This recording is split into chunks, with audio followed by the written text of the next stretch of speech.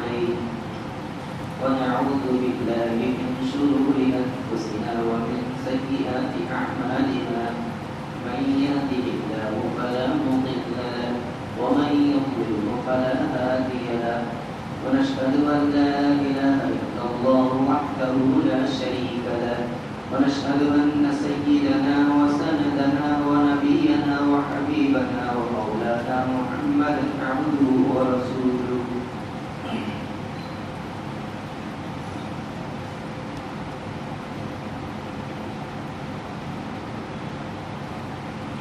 محترم بزرگوں دوستوں اور پیارے عزیز ساتھیوں،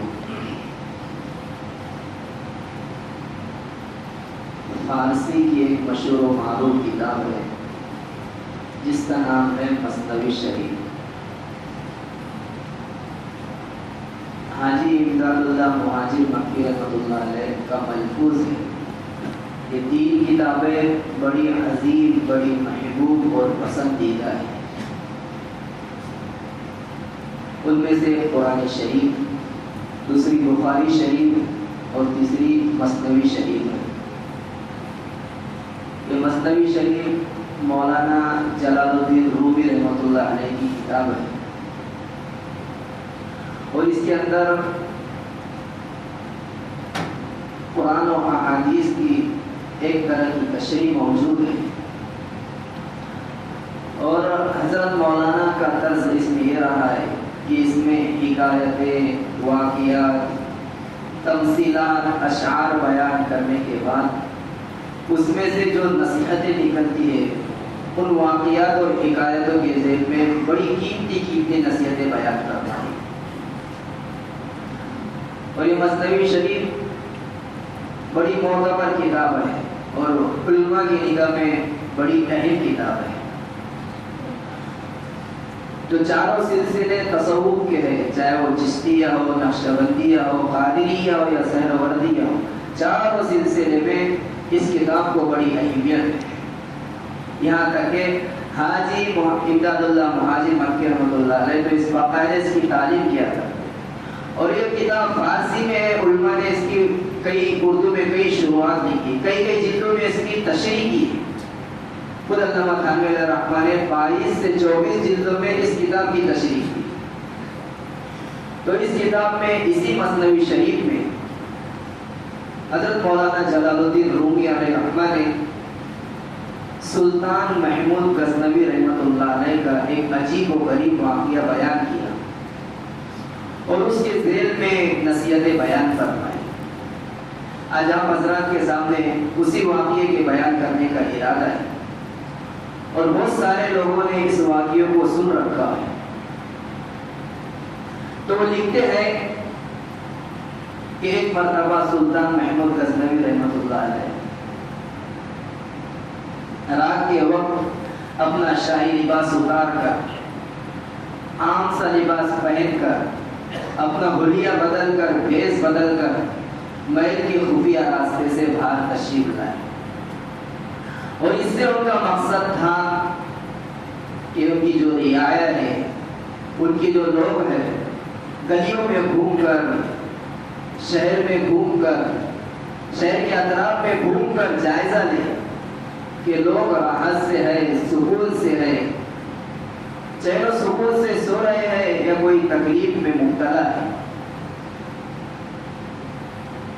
اور بزرگوں، ہم میں سے ہر ایک شخص کی یہ ذمہ داری ہے کہ ہم اپنے ماتحت، ہم میں سے چاہے وہ ملک کا کوئی بادشاہ ہو یا اپنے گھر کا بادشاہ اور بڑا ہو، ہر ایک کی ذمہ داری ہے کہ اپنے ماتحتوں کی، اپنے جو نگرانی میں رہتے ہیں، چاہے کوئی لوگ ہو، ہمارے ملازم ہو، ہمارے رشتہ دار ہو، ہمارے ماتحت ہو، ان کا خیال رکھنا، ان پر دھیان دینا، یہ ہمارے لیے ضروری ہے۔ چاہے دنیاوی اعتبار سے ہو کہ وہ کوئی پریشانی میں مبتلا تو نہیں، کوئی بیماری میں مبتلا نہیں، ان کی پریشانی دور کرے، ان کو کیا ضروریات ہے ان کی ضرورت کو پوری کرے۔ اسی طرح دین کے اعتبار سے ان پر نگرانی ہو کہ آیا وہ کوئی غلط طریقے پر تو نہیں چل رہے، انہوں نے کوئی غلط راستہ تو اختیار نہیں کر لیا، وہ کوئی غلط چیز میں مبتلا تو نہیں ہو گئے، وہ کوئی غلط عادت کے شکار تو نہیں ہو گئے، ان کی صحبت، ان کا رہن سہن، ان کے دوست و احباب کوئی غلط اور گندے لوگ تو نہیں، اس کی بھی نگرانی کرنے کی ہمیں سے ہر ایک کی ذمہ داری ہے، اور اس کے بارے میں ہم سے پوچھا جائے گا کل قیامت کے دن۔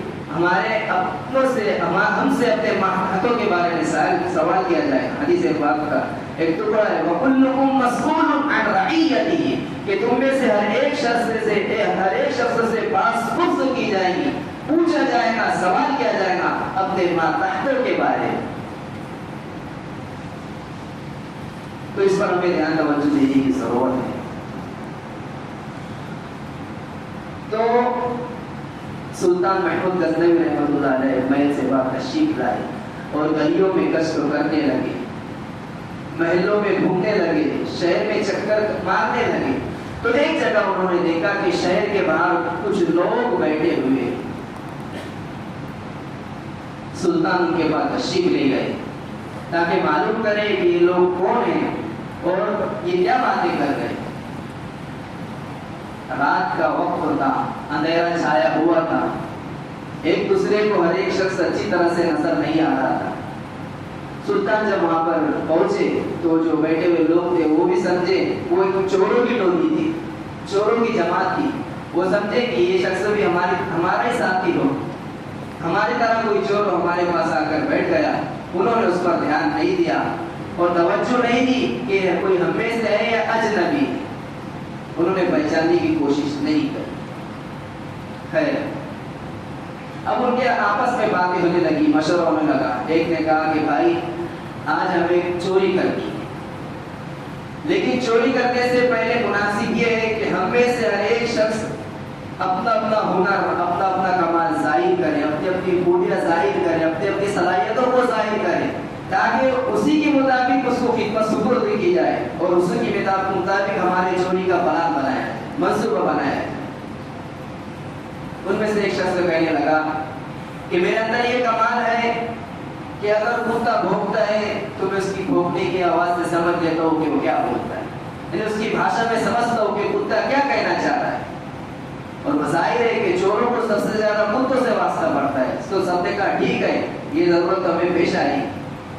دوسرے نے کہا کہ میرے اندر یہ کمال ہے کہ میں مٹی سونگھ کر پتہ کر لیتا ہوں کہ خزانہ کہاں دفن ہے، ادھر ادھر کھودنے کی ضرورت نہیں، یا شبہ اور مٹی سونگھ کر بتا دوں گا کہ یہاں خزانہ دفن ہے۔ انہوں نے کہا ٹھیک ہے۔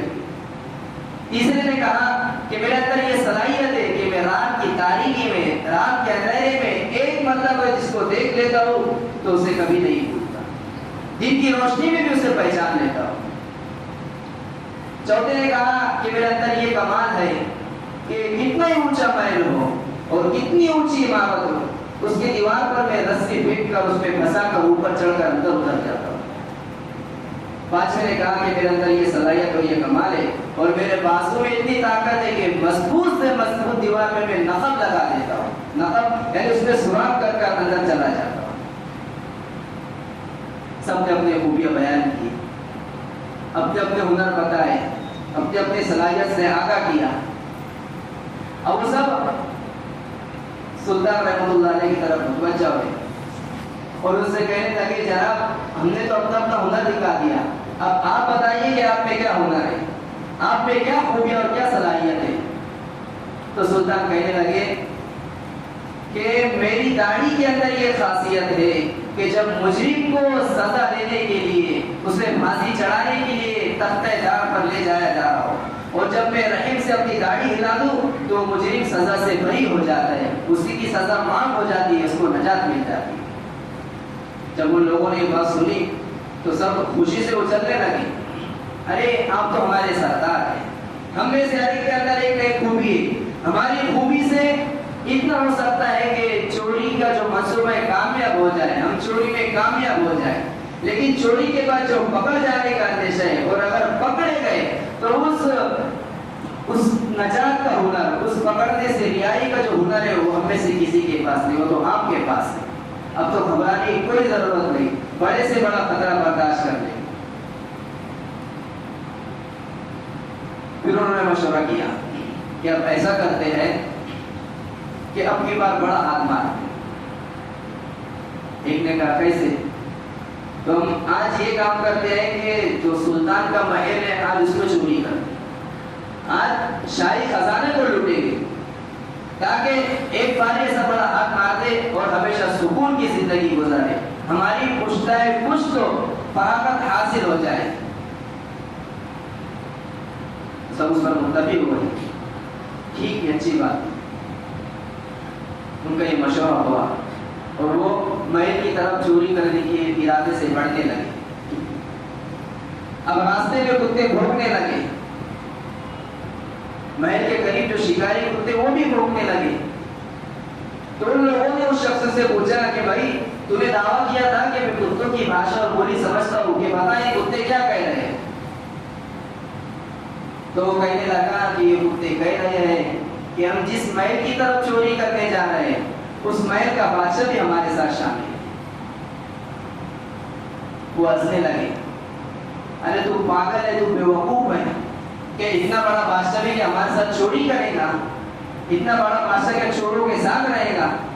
اس کا مذاق اڑانے لگے، تو پاگل ہے، تو اپنے دعوے میں جھوٹا ہے، تو کتے کی بولی کو سمجھتا ہو مسئلہ نہیں۔ مولانا رومی فرماتے ہیں کہ حالانکہ بالکل وہ بیچارہ بالکل صحیح کہہ رہا تھا، وہ بالکل صحیح کہہ رہا تھا اور وہ اپنے دعوے میں سچا تھا، لیکن ان کو دولت کی ہوس نے اندھا کر چکا تھا، دولت کی ہوس نے اندھا کر چکا تھا، اس کی بات پر انہیں یقین نہیں ہو رہا تھا۔ بزرگ کو دولت کی ہوس ہے ہی ایسی چیز۔ مولانا رومی رحمۃ اللہ علیہ نے اس کو اشعار میں بہت ہی اچھے انداز میں بیان کیا کہ جب دل پر ہوس کے پردے پڑ جاتے ہیں تو پھر انسان کے سامنے اصل حقیقت بھی اوجھل ہو جاتی ہے، جو حقیقت ہے اسے وہ نظر نہیں آتی۔ کیوں؟ کیونکہ ان کے دماغ پر، دل و دماغ پر حرصوں کی، مال کے حرصوں کی، لالچ، اس کی دنیا کی دولت اور لالچ کے ہوس کے پردے پڑ گئے، تو پھر انہیں اچھا برا نظر نہیں آتا، وہ اس کا مذاق اڑانے لگے۔ ٹھیک ہے، پھر وہ آگے بڑھے، محل کے قریب پہنچے، جس کی ذمہ داری تھی دیوار میں سوراخ کر کر داخل ہونے کی، سوراخ کر کر داخل ہوا، جس کی ذمہ داری تھی رسی پھینک کر اوپر چڑھ کے داخل ہونے کا، وہ اس میں داخل ہوا۔ پھر انہوں نے جو ہنرمند تھا مٹی سونگ کر خزانہ بتانے والا، اس نے اپنا ہنر آزمایا، انہیں خزانہ ملا، زمین کھودی اور خزانہ نکالا گیا۔ اب خزانہ نکالنے کے بعد انہوں نے اپنا حصہ تقسیم کیا اور اپنا خزانہ اٹھا کر اپنے راستے پر نکل گئے۔ سلطان بھی کچھ دیر ان کے ساتھ چلے اور ہر ایک کا ٹھکانہ اور ہر ایک کی جگہ دیکھ لیا، ہر ایک کے راستے سے بھاپ لیا کہ اس کا مکان کون سا ہے، ان کی شکلیں صورتیں اچھے سے پہچان لی اور پھر خفیہ راستے سے اپنے محل میں واپس آ گئے۔ اب رات گزری، جب دوسرا دن لگا، دوسرا دن نکلا، دربار لگا، اہل دربار کے سامنے سلطان محمود غزنوی رحمۃ اللہ نے پورا واقعہ تفصیل سے سنایا اور اپنے خصوصی دستے کو حکم دیا کہ فلاں فلاں محلے میں، فلاں فلاں گلی میں فلاں فلاں شکل صورت کے لوگ ہیں، ان کو گرفتار کر دیا۔ دستہ گیا اور جب ان کے مقام پر پہنچا تو وہ رات بھر کے جاگے ہوئے تھے، تو صبح میں سو رہے تھے اور وہ مال اور وہ خزانہ بھی اسی طرح ان کے پاس موجود تھا، تو انہیں خزانے کے ساتھ اڑا کر بھائی لے کر آئے۔ اب وہ پریشان، ان کا پورا بدن کانپ رہا ہے، گھبراہٹ میں محسوس کر رہے اپنے آپ کو، ہر ایک کا پسینہ بہہ رہے کہ اب کیا ہوگا۔ سلطان کے دربار میں پیش کیا گیا۔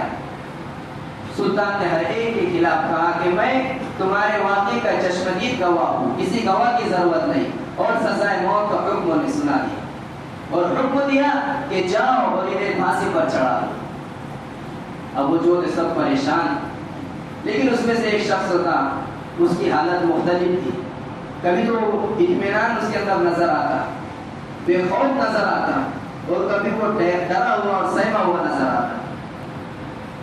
اس کی وجہ یہ تھی کہ وہ شخص تھا جس نے دعویٰ کیا تھا کہ میرے اندر ایسی صلاحیت ہے کہ میں رات کی تاریکی میں جس کو دیکھتا ہوں اس کو دن کی روشنی میں پہچان لیتا ہوں، اور وہ پہچان گیا تھا کہ تخت شاہی سے یہ جو بادشاہ حکم جاری کر رہا ہے یہ وہی شخص ہے جو ہمارے ساتھ کل چوری کرنے میں موجود تھا.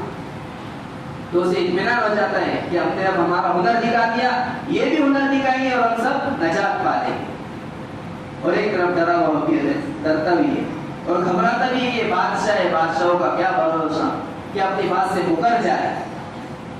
تو سلطان نے پکا ارادہ کر لیا اور انہیں حکم دیا کہ انہیں پھانسی پہ چڑھا دیا جائے.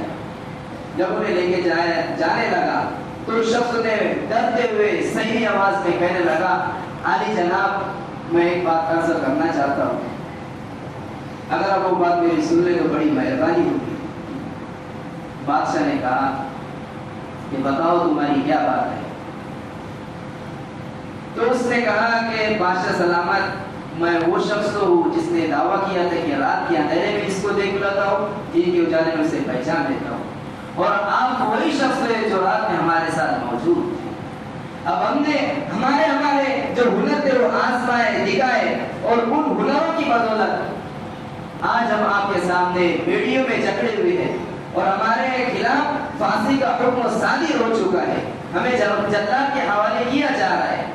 لیکن ابھی آپ کا ہنر باقی ہے, ابھی آپ نے آپ کا ہنر آزمایا ہے. تو بادشاہ مسکرانے لگے اور کہا کہ یہ نگاہ سلطان شناس کے ہوتے ہوئے میں تمہیں پھانسی کا حکم نہیں دیتا. تمہاری جو یہ نگاہ, تم نے سلطان کو پہچان لیا, اب مجھے شرم محسوس ہوتی ہے کہ تم کو پھانسی دوں, لہذا اگر اب تم سچے پکے دل سے توبہ کر لو تو میں تمہیں معاف کر دوں. انہوں نے کہا کہ سلطان ہم تو اسی وقت ہم نے توبہ کر لی تھی جس وقت ہمیں گرفتار کیا گیا, لہذا سلطان نے انہیں معاف کر دیا. یہ قصہ حضرات کے سامنے پیش کیا. اب اس میں سے قصہ بیان کرنا صرف قصہ سنانا مقصود نہیں, اور جو صاحب کتاب ہے مولانا جلال الدین رومی رحمۃ اللہ علیہ, ان کا بھی طرز یہی ہے کہ قصہ بیان کرنے کے بعد اس میں جو سبق ہمیں ملتا ہے, اس میں سے جو نصیحتیں نکلتی ہیں اس کی تشریح فرماتے ہیں. تو بزرگوں کو پہلی نصیحت ہمیں اس میں سے یہ ملی کہ بادشاہ جیسے فکر مند ہے اپنی رعایت کے لیے, ہمیں بھی اپنے ماتحتوں کے لیے فکر مند رہنا چاہیے, اپنے اولاد کی خاص طور سے نگرانی کرنی چاہیے. آج کا دور فتنوں کا دور ہے, آج کا دور آزمائشوں کا دور ہے, آج کا دور جو دشمن مخالفت کا دور ہے, اس سے پہلے کبھی دور نہیں گزرا. دشمنوں کی یہ سازشیں ہوا کرتی تھی کہ وہ ہمارے مالوں پر حملہ کرتے تھے, ہماری جانوں پر حملہ کرتے تھے, ہماری جائیداد پر حملہ کرتے تھے. لیکن آج دشمنوں کی جو سازش ہے وہ آج ہمارے ایمانوں پر حملہ کیا جائے. تو ہم اپنے اولاد کی نگرانی کریں, ان کی ہر طرح سے نگرانی کریں. ایسا نہیں کہ ان کی نگرانی کرنا ہی ان پر ظلم ہے, بلکہ یہ شفقت اور رحم کا تقاضا ہے کہ ہم اپنے اولاد کی نگرانی کریں. آج ہر ایک واقعی میں کہ موبائل کا فتنہ کتنا زبردست, اس میں ہر ایک مبتلا ہے, چاہے وہ نیک ہو, بد ہو, عالم ہو, جاہل ہو, کوئی چھوٹا ہو بڑا ہو, سب ملوث ہے. آدمی ہو, عورت ہو, بچے ہو, بوڑھے ہو, سب اس پہ ملوث ہے. اور موبائل کیسی چیز ہے ہم سوچ سکتے ہیں. ایک طرف یہ اللہ کی نعمت بھی ہے کہ اس کے ذریعے ہم دور دراز کے علاقے سے رابطہ اور تعلق قائم کر سکتے ہیں. کہ پہلے اگر ایک شہر سے دوسرے شہر خبر پہنچانی پڑتی تو تار کے ذریعے, ٹیلی گراف کے ذریعے کئی دن اور مہینے لگ جاتے تھے. لیکن اللہ نے آسانی کر دی کہ ہم سینکڑوں نہیں بلکہ ہزاروں دور منٹوں میں رابطہ کر لیتے, تعلقات کر لیتے, انہیں ویڈیو کی شکل میں دیکھ لیتے. تو ایک طرح سے اللہ کی نعمت بھی اگر اس کا صحیح استعمال کیا جائے, لیکن اگر اس کے استعمال سے ذرا سے راہ سے ہٹ گئے تو پھر ملوث ہونے کا, بد نظری کے گناہ ملوث ہونے کا, ہم کیسے گناہ ملوث ہے اس کا اندازہ نہیں لگا سکتے. آج ہمارے سامنے ہمارا معاشرہ ہے, ہمارے چوک و چوراہے ہمارے سامنے موجود ہے, اور ہم میں سے ہر ایک شخص اچھی طرح جانتا ہے کہ میں موبائل کے ذریعے کن گناہوں میں مبتلا ہوں, میری راتیں کیسی گزر رہی ہے.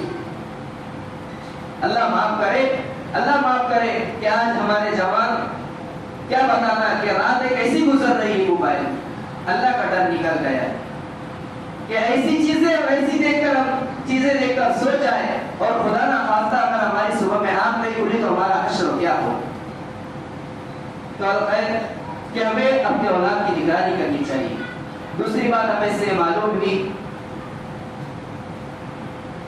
کہ ہمیں اس بات کا استحضار اور دھیان رہنا چاہیے کہ اللہ ہمارے ساتھ ہمیشہ موجود ہے. رات ہو دن ہو اجالا ہو اندھیرا ہو اللہ ہمارے ساتھ موجود ہے. ہم نیک کام کر رہے ہیں نماز پڑھ رہے ہیں تب بھی اللہ ہمارے ساتھ موجود ہے. اور خدا کا خاصہ کوئی گناہ کا کام کر رہے ہیں تب بھی اللہ ہمارے ساتھ موجود ہے. قرآن کریم اللہ تعالیٰ فرماتے ہیں وَهُوَ مَعَكُمْ أَيْنَمَا كُنْتُمْ, وہ اللہ تمہارے ساتھ ہے تم جہاں کہیں بھی. یہ ایک بڑی نصیحت اس واقعے سے ہمیں ملتی ہے کہ جس طرح سلطان ان چوروں کے ساتھ موجود تھے جب انہوں نے چوری کی باتیں کی منصوبہ بنایا اپنے منصوبے پر عمل کرا تو سلطان ان کے ساتھ موجود تھے. تو بزرگ اللہ تعالیٰ بھی ہمارے ساتھ موجود ہے. یہ بات کو ہمارے ذہن میں لانا چاہیے اور اس صفت کو ہمارے اندر پیدا کرنا چاہیے. آج ہم سے جو گناہ ہو رہے ہیں ہم سے جو خطائیں ہو رہے ہیں اس غفلت کی وجہ سے کہ اس بات کا استحضار ہمارے اندر سے نکل گیا کہ اللہ ہمارے ساتھ موجود ہے. اگر یہ استحضار ہمارے دل و دماغ میں پیدا ہو جائے تو گناہ کرتے ہوئے ہم ڈریں گے, ہمارے قدم گناہ کی طرف نہیں بڑھیں گے. فوراً ہمارے ذہن میں ہے کہ اللہ ہمارے ساتھ موجود ہے, میں گناہ کیسے کر سکتا ہوں, اللہ میرے ساتھ موجود ہے, میں دھوکہ کیسے دے سکتا ہوں, اللہ میرے ساتھ موجود ہے, میں جھوٹ کیسے بول سکتا ہوں, اللہ میرے ساتھ موجود ہے, میں اپنی نگاہ کا غلط استعمال کیسے کر سکتا ہوں, میں اپنی نگاہ کا زنا کیسے کر سکتا ہوں, میں اپنے دل و دماغ سے زنا کیسے کر سکتا ہوں, اللہ میرے ساتھ موجود ہے. اور ایک نصیحت اس حکایت سے یہ ملتی ہے کہ اللہ کی نظر ہمارے اوپر ہر وقت موجود ہے. ایک تو اللہ ہمارے ساتھ موجود ہے اور اللہ کی نظروں میں ہم ہر وقت ہے. لیکن بزرگوں اللہ تعالیٰ کی ذات حلیم ہے, بردبار ہے. اللہ کی حلیم کی صفت ہے, اللہ تعالیٰ کی برداشت کرنے کی صفت حلیم ہے. اللہ تعالیٰ کی ذات حلیم ہے اور اللہ تعالیٰ برداشت کرتے ہیں. دنیا میں کیسے کیسے گناہ ہو رہے ہیں, شرک کفر نفاق کے گناہ ہو رہے ہیں, منافقت کے گناہ ہو رہے ہیں, زنا عام ہو گیا, سود کا لین دین عام ہو گیا, جھوٹ بولنے کو لوگ ایک حیلہ اور بہانہ تسلیم کر رہے ہیں, نماز چھوڑنا آسان ہو گیا, طرح طرح کے گناہ ہو رہے ہیں. لیکن اللہ تعالیٰ برداشت کر رہے ہیں. کیوں؟ اللہ کی ذات حلیم ہے, اللہ اب کو درگزر کرنے والے ہیں. اور بزرگوں اللہ نے اس دنیا کو دارالعمل بنایا ہے. کیا بنایا ہے؟ عمل کی جگہ. یہ عمل کی جگہ ہے اور دارالجزا تو آخرت کا دن ہے, بدلے کا دن آخرت کے دن ہے. آج جو ہم نے کیا وہ کل ہمیں معلوم ہوگا. آج ہم جو بوئیں گے کل وہ کاٹیں گے. اللہ کی نظروں میں ہم موجود ہیں کہ جس طرح سلطان ان چوروں کے ساتھ موجود تھے اور ان کو دیکھ رہے تھے, ان کے سامنے چوری کا منصوبہ بن رہا, ان کے سامنے چوری ہو رہی, ساری حرکتیں ان کے نگاہ کے سامنے ہو رہی, لیکن وہ خاموش رہے, کچھ نہیں بولا, انتقام اور بدلہ نہیں لیا. دوسرا دن آیا, آج گیا اور کل آیا, جب ان کا دربار لگا تو ان کا حساب ہوا. تو بزرگوں ہم یہ غفلت میں نہ رہے. اللہ ہمیں جو مہلت دے رہے ہیں ہم اس کا فائدہ غلط نہ اٹھائیں کہ ہم ہر ایک اپنے آپ کو اپنے گریبان میں جا کے ہم دوسرے کی طرح انگلی نہ اٹھائیں کہ میں صبح سے لے کر اللہ کی کیا کیا نافرمانیاں کرتا ہوں, کون سا گناہ کرتا ہوں. تو اس کا مطلب یہ نہیں کہ اللہ کچھ نہیں کریں گے. نہیں میرے بزرگوں, ایک یہ دنیا دارالعمل ہے, یہ عمل کی جگہ ہے. ایک دارالجزا کا وقت آنے والا ہے اور وہ آخرت کا دن ہے. اس سے پہلے کہ اللہ ہماری پکڑ کر لے ہمیں اپنے آپ کو بدلنا چاہیے, اپنے آپ کو سنوارنا چاہیے اور اللہ کا دھیان اپنے اندر موجود کرنا چاہیے. بزرگوں یہ صفت اگر کسی بندے میں پیدا ہو گئی اور صوفیہ اولیاء اللہ اور خانقاہ میں ذکر کی کثرت سے اللہ کی ضرب لگا کر اللہ کی صدائیں لگا کر بس یہی بات پیدا کی جاتی ہے کہ ہمارے اندر اللہ کا دھیان آ جائے, اللہ کا استحضار آ جائے, اللہ کی محبت ہمارے اندر آ جائے, اللہ کی خوف و خشیت ہمارے اندر آ جائے. ہر وقت ہمیں استحضار ہو کہ ہم اللہ کی نگاہ میں ہیں, اللہ ہمیں دیکھ رہا ہے. اب مجھے بتائیے جس شخص کے اندر یہ استحضار پیدا ہو گیا تو کیا وہ گناہ کر سکتا ہے؟ نہیں کر سکتا ہے. اللہ تبارک و تعالیٰ ہمیں اس بات کو پیدا کرنے کی توفیق عطا فرمائے. جن حضرات کی سنت ہے باقی سنت